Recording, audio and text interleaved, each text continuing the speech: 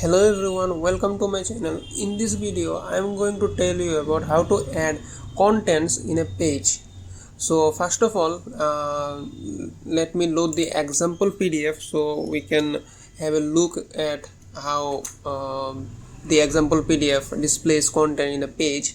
So as you can see, the example PDF uses stream data as the content, so most probably which is a um, image stream. So what we are going to do is we will also create content using stream data, but we'll use something more like an SVG type, means we will draw a simple rectangle. To do that, I have copied the create body and all those function from my previous file, and we are going to reuse the same thing. So let me I will modify the create body so that I can create the content for page 1. So to create a content, I just have to add another object which contains the content for page 1.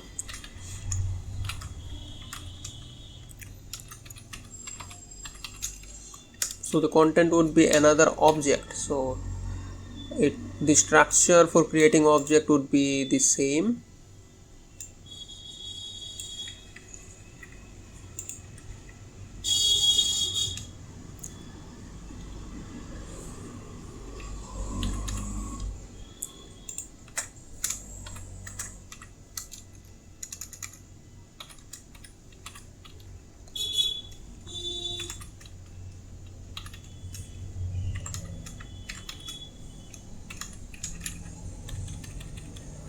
And we'll add as this one will be a stream object, we'll have to include the length of the stream.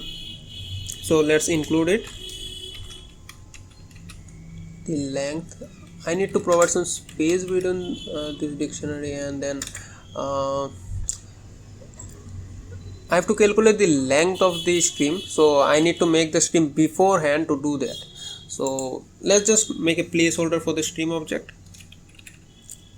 I'll just write stream, and the stream will go over here, this one, stream data. Let's call it stream data, and then we will have the end stream.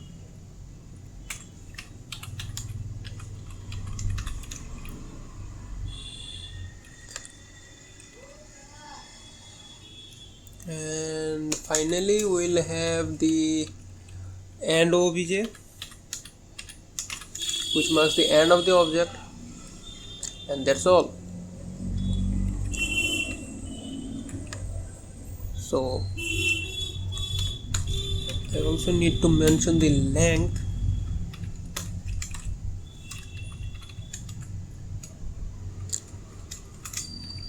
So let's call it stream size, or better than that, we can use the length function and measure the length of stream data. So let's create the stream data so that it will get calculated. So the stream data would be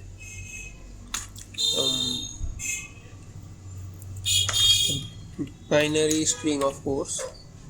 The value is something like 0, 0, 1 RB. So this is actually a command to select the color blue. So it is arranged in a fashion of RGB. This one is red, green and blue. So I've selected blue, the color blue, and then the next command would be to draw a rectangle. So I'll mention the coordinates as 0, 0, 100 another 100, so the rectangle would be drawn at the corner of the page, and RE, so that RE means it's a rectangle. And then finally I will give the command of F, which means fill, so it's a fill command, and that's all. So this stream data would draw a simple rectangle on the PDF page. So we'll link this page content to the page as content, refer this ID as content. So let's append it at the end. Let's call it content. I think we have a forward slash, and then I'll mention the ID of the page content, and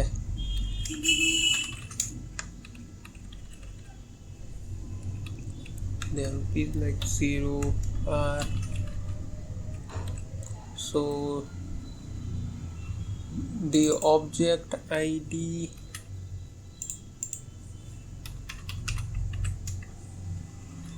actually it would be like the object ID minus 1, because we are referring to the previous one, the exact previous object of this page 1 object, so it's object obj minus 1. So it's kind of like a temporary hack for this particular problem. Generally when we will use a class to create all those things, we don't have to do it that way. It would be more error free and self-managing. We don't have to do it like temporarily stuff. So I think it would work for this particular situation. And let me double check the structure of the page. I think the ID is 2. Yeah, the ID is 2. So it's like contents. We have an S at the end, so I need to mention that as well. Let's mention the contents.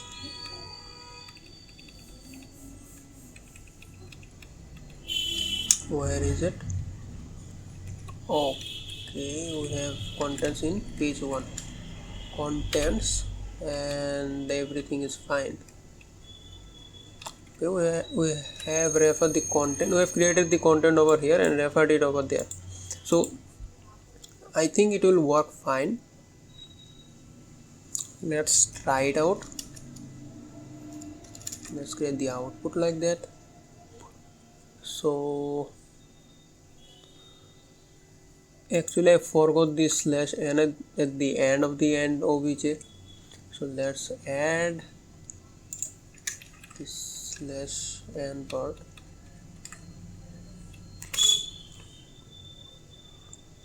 I think we are fine now. Let's see.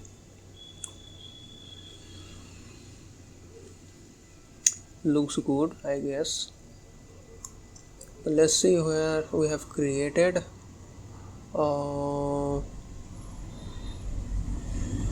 I think it would be better if I just split the output, so it would be easier to spot everything.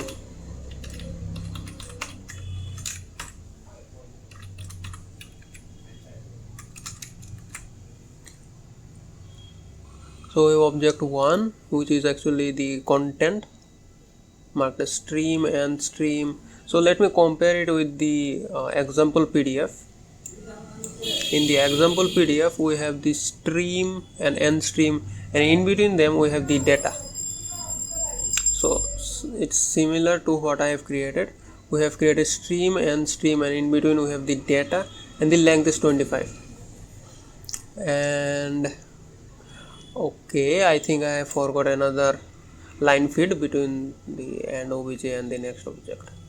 So yeah, but I already have added this one. I think it has not updated. Let's try again. So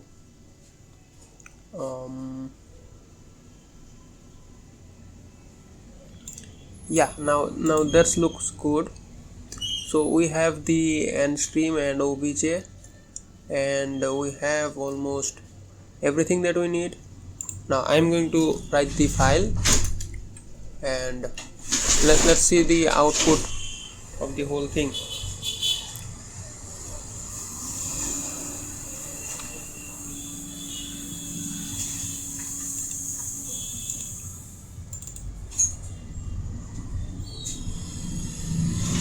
So as you can see, there is a rectangle at the corner, but the color is not what quite expected. It's black in color. It was expected to be blue one. Let's check the code again. 001 RB. Actually, I had a snippet of the code that I've written here. Okay, so it's like RG, not RB. So it will be RG. Let's try again. Let's create it and let's write it out. Now if I just, yeah, now it's blue. So I can play with it a little bit, like changing the colors. Instead of making it blue, I can make it green. Let's see if it works. Yeah, it has become green. So I have successfully added content to the page. Now for the next part of this video, I will be including information about the created and modified portion. Means the created and the producer part. Okay, so if I look at the example code again, we have an info object somewhere. Let me see.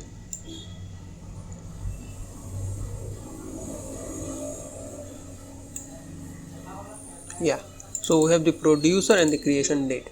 So I'll add a info object like that, and I'll link that info object to the trailer. The trailer has a reference to the info. So if I do both these things, I'll have an info metadata in my PDF. So let's say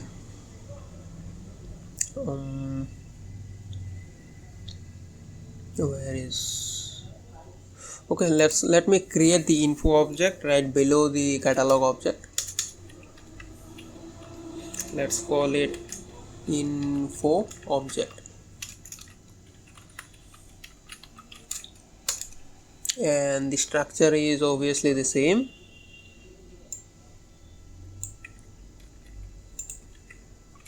And some binary codes.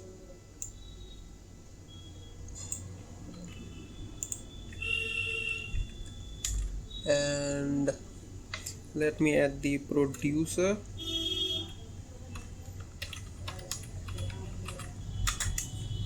The data is a string data, so I'll add the name of the producer as tag attack. And what do we have next? I have to close the object. I think that's all. So let's first create a simple info with just the producer, name of the producer. Okay, now the trailer, I have to add this thing in the trailer. So as the info is an optional thing, info object, make it O. So I will just give a default value to it. In case I don't have any info object, I can just pass the obj length and this catalog object position. So let me create this one. So let's call it T. and move the whole thing there, and I can just return the T. So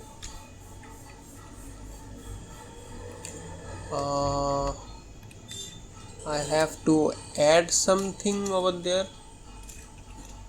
Let's call it like that. Now based on condition I will add or I will not add. So if info object not equals none, then I'll just add. Actually this one would be position, like info object position,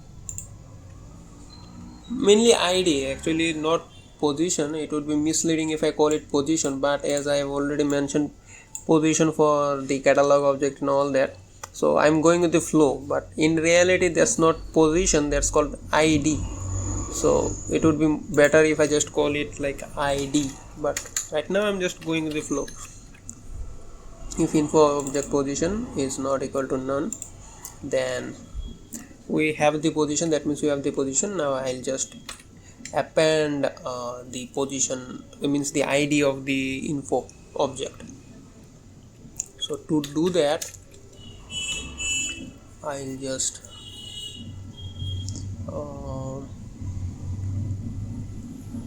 actually I think I made a mistake, because this thing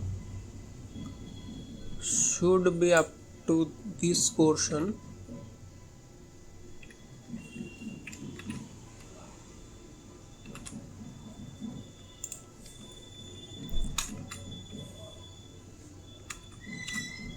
Now it's accurate, because this is the whole thing. The root of reference to the catalog object is this much. Okay, so this has to be a complete piece. After that we'll add the info object part. So there I will add 3 space and then write the info. So what we have in the example is capital I and NFO. So I'll just do exactly the same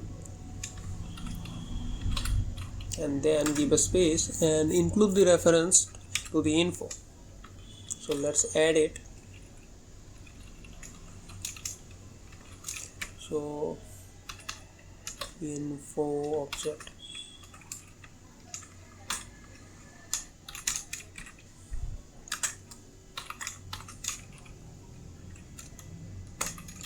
so I have appended the info object bytes, and then just I'll pass the info object ID over there. Let's create another object called the info object ID. Let's rectify the mistake I made previously. The info object ID, and the ID would be this one, and I will just pass in the info object ID over there and collect the same from there. Create body function. So we have the info object ID. I'll create the trailer in the info object ID. Now as everything is linked, let's try it out. But there are some errors.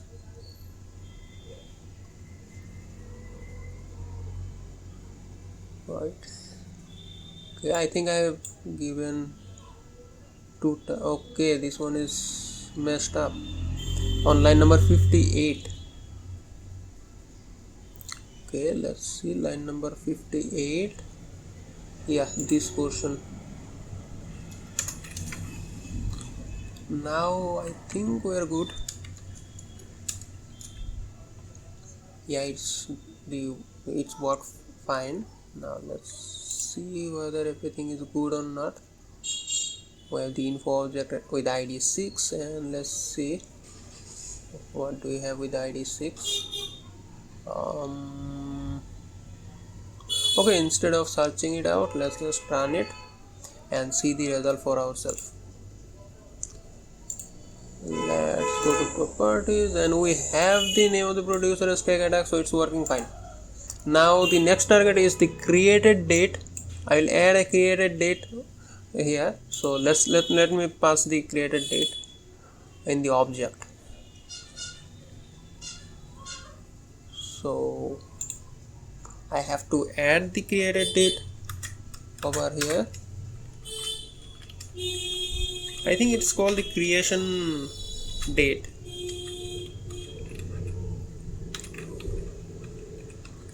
Let me see the example code.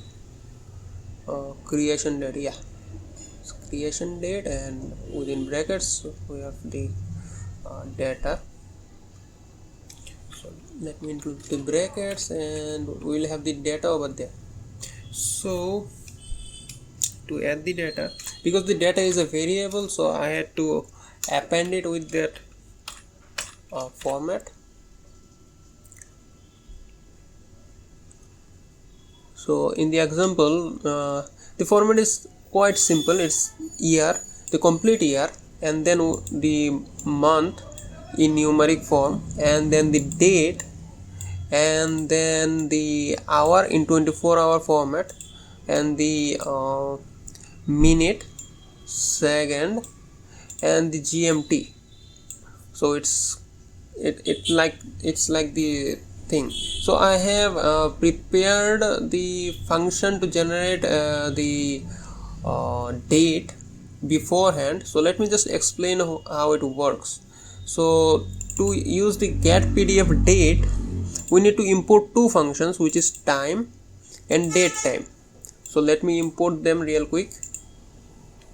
I like to import everything at the beginning so that it goes well with everything. Import date time and time. Let's import them both, and let's get the function. Let's just verify whether it works fine or not. And we have the whole thing that we need right now. Okay, so let me explain how it works. This TZS contains the sign of the GMT. So the Greenwich Mean Time or the time zone, the sign of the time zone would be held in the TZS. So how is it calculated? Let me explain. So we have the time zone value in the time zone. Let me show you what the value is right now. So it is showing something with a negative sign. So if it is a negative sign, then you have to understand the actual GMT value would be quite the opposite. It should be positive sign. So I had to invert the whole thing. So it says one-liner Python code which has the if else section in a single line. So it means that it would be plus if the time zone is less than 0, which means if it is negative, then the TZS would be positive, otherwise it would be negative. So that's a string, and the next portion is the TZ, which is actually the time zone which is the time zone in seconds. So first of all, if it is I have to make it absolute value. If it is negative, then I have to convert it to positive, otherwise if it is positive, then we will keep it positive. So I have applied the single one-liner logic with if in this line number 4. So in line number 4, I have converted this negative value to an absolute, means the positive value, which means it's plus 19800. Okay, I have just I have used the absolute function in a single line, and that's all. It's a simple absolute function for the tz. So in the next line I have to calculate the minute from second. So I have divided the second with 60 to have the minute. Now to calculate the hour I have to divide the minute with 60 and I have the hour. And actually we need the offset minute, means not the total minute, because if I just divide the whole thing by 60, then we have minutes like 3360, but we don't need that minute. We need the remainder of 60, which means the offset of, because we have the hour data, now we need the extra minutes after the hour. So it has to be calculated with this function, this %60. So that's the logic to calculate the actual minute. Now we have the hour and the minute. Now we have to append things like, if the hour is like 5, we need to make it 05, and if it is already like 12 or something, we don't need to add any 0. So we need to do the 0 padding beforehand. So to do this 0 padding, I have used this logic. So it's like we have to add the 0 only if the THZ is less than 10, because any number which is less than 10 is a single digit. So we have to add a 0 if it is less than 10, means which is a single digit. So if it is 9, then it should be 09, like that.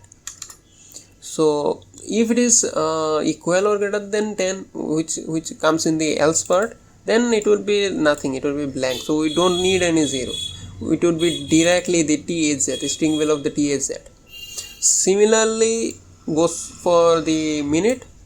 So it's the same thing. If the minute is like 6 or 7, it would be 07 or 06, things like that. So we have that format for the time zone, and for the date time the function is quite straightforward. We already have a ready-made function called the date time now. So it provides us with the current date time value. Let me show you this current date time value, and it can also be formatted quite easily using another function provided, which is the strf time. So the %y means year, %m means month, and %d means date. So if I just copy the whole thing, let me show you how it works. If I just copy the whole thing and just print the year, month and date, you can see it's written 2022 12 and 17. So 12 is the month and 17 is the date. So it works quite like that. And the capital H, capital M and S stand for hour, minute and seconds. And we have the result using this logic, and that's all. So we can use that get PDF date function for the creation date that we have used. So let me add this function properly.